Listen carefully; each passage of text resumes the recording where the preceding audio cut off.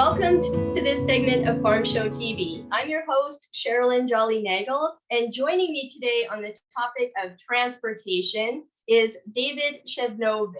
He's the Assistant Vice President of Grain with Canadian National Railway. David is joining me from Winnipeg. Hi, David. Well, good day. Thank you for having me. It is warm weather. You and I already started off talking about winter weather because as farmers and railway people, we talk about weather, right?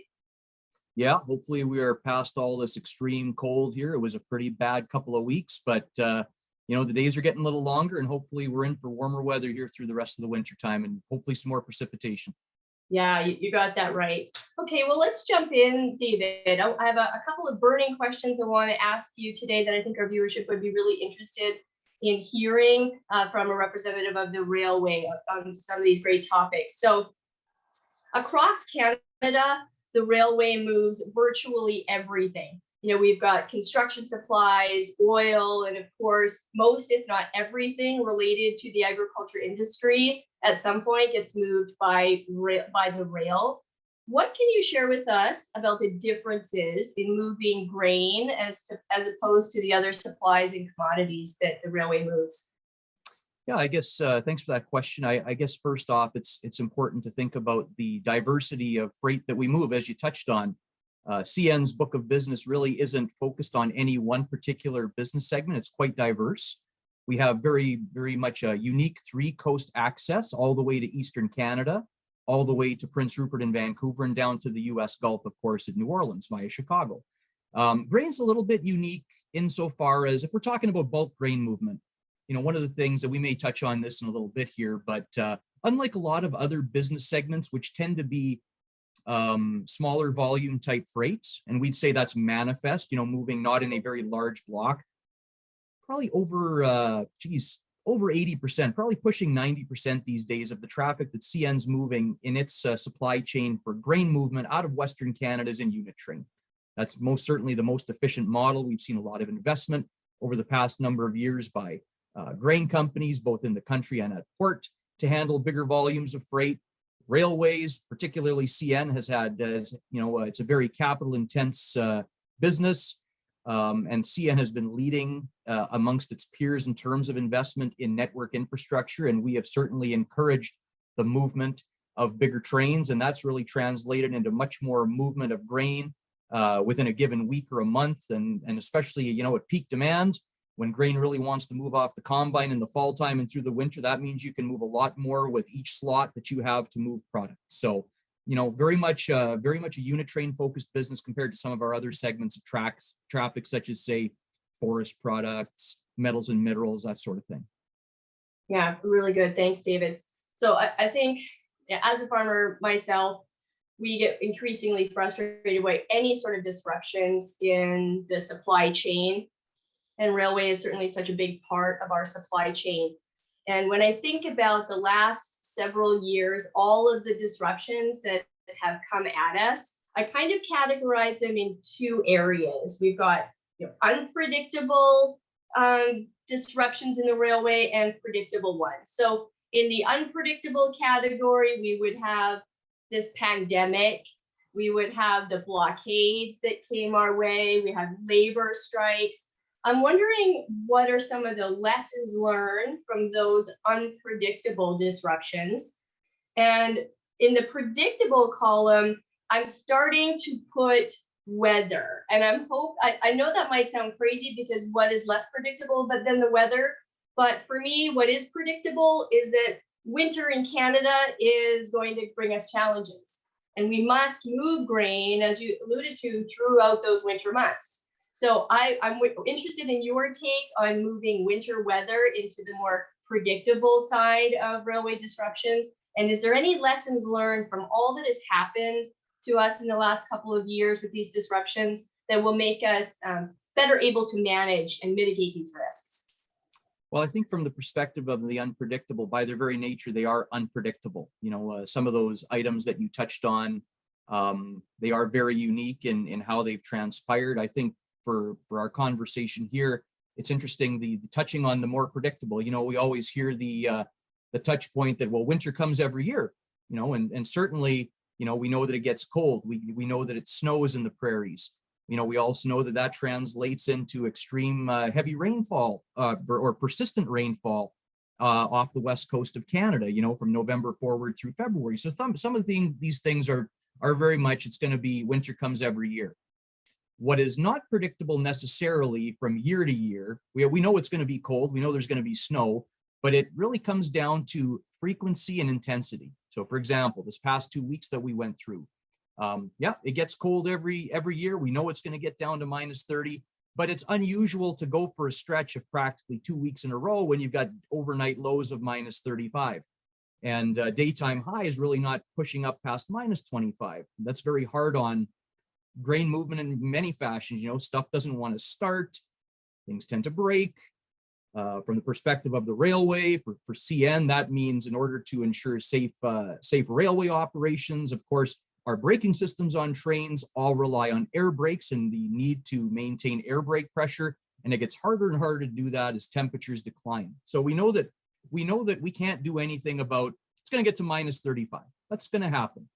The frequency and intensity, that's a whole other issue. The longer, the more intense and of greater duration that occurs, that means that there's going to be an accumulation of traffic, right? Because you need way more resources to move the same amount of traffic that was there the day before when it was -10 or -15. And -25 is really the tipping point of operations.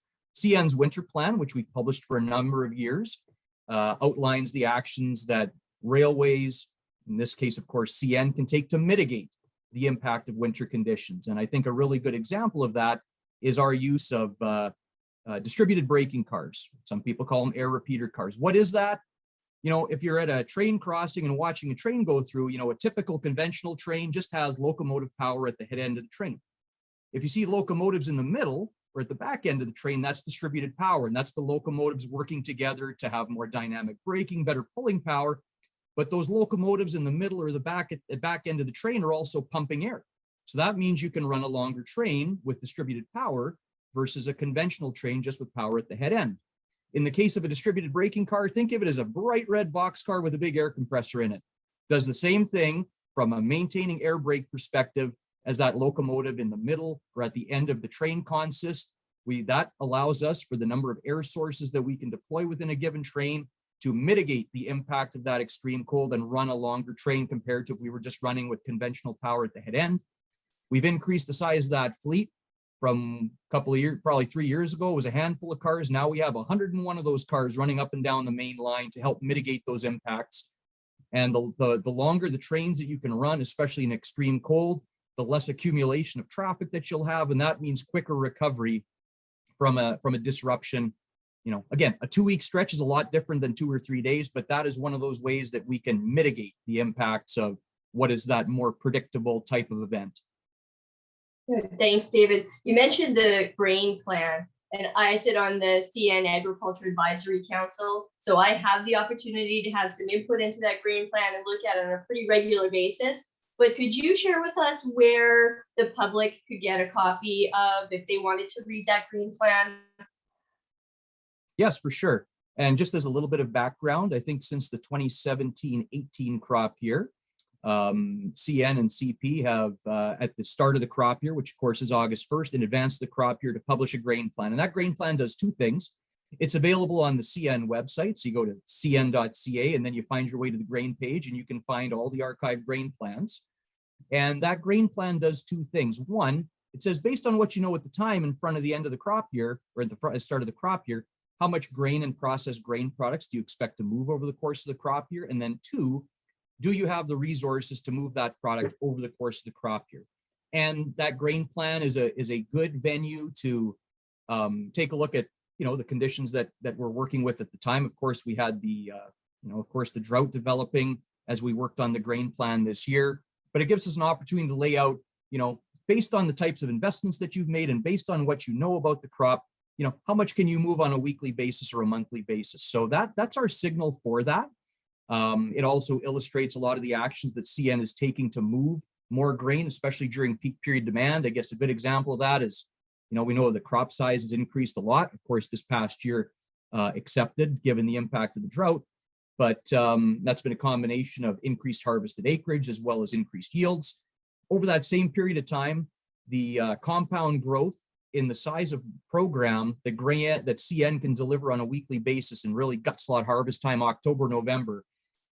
What was maybe 350,000 tons a week of movement back in the 2007-08, again, this year accepted is more like 700,000 tons. It's almost 5% compound growth per year. It ties back to the story that we had previously about the investments that CN has been making along with all the players in the supply chain. That's translated into a lot more movement at gut slot harvest time. And at the same time, of course, the crop's gotten a lot bigger. But that grain plan, I think, has been it's also been informed by people such as yourself and others that provide feedback, other stakeholders in the supply chain. And that makes for a better grain plan. And it also doesn't just stay in a drawer. On a monthly basis, we provide updates. How are we doing against what we thought? And what's going on in the supply chain from end to end that's impacting grain movement, positive or negative? Thanks, David. I do encourage people to take a look at that grain plan and offer input where they see fit. It's a good piece, and it has opened up communication, I think, between farmers and the rail companies. Lastly, David, just quick, can you share with us kind of what the future holds for the railway industry? I'm a history buff. I love to look back and see how innovation has changed back, since the first railway train in 1836 in Canada.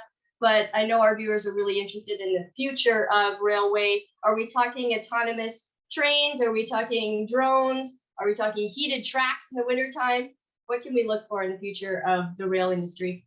Yeah, I think that's a great question. This photo over my right shoulder here is a photo of the line of elevators that we had back home in Beausejour circa the 1990s. And of course, back in the early 1990s, there was all of one unit train loader on the CN loading 100 cars or more. And you think about over that period, over a 30-year period, how much the industry has evolved. It's been very impressive. We know farmers and agriculture has really evolved over that time as well. That's the main drive behind increased production. Farmers producing more because of better technological improvements and more intensive crop management practices. That means we've got more to move. We are certainly also investing in technology, and you mentioned autonomous. So two things that I would mention. How can we make better use of network capacity and create more capacity?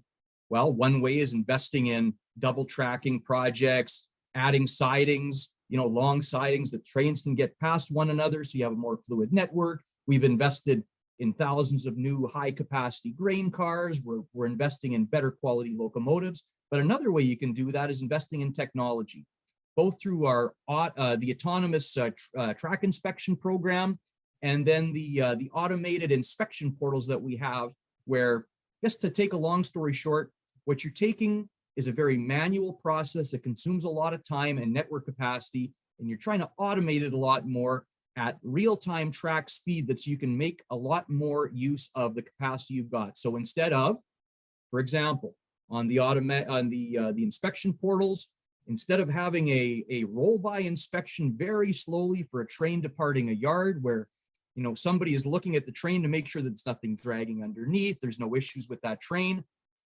through 60 miles an hour through an automated inspection portal at track speed, you're not slowing anything down, high-speed cameras and bright lights illuminating the top and the bottom and the sides of the cars in the train consist to look for issues, so that when you get to a yard, you can deal with problems when you get there, rather than doing that work right then and there. So certainly technological investment that way in automation is freeing up the time of people to do more efficient things, and it's also creating more network capacity, and that's a good thing.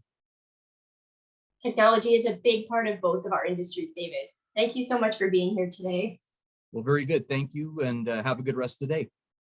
Thank you. You can watch this transportation segment of Farm Show TV and all other segments of Farm Show TV on our website at canadasfarmshow.com. Anytime, anywhere. Thanks for watching.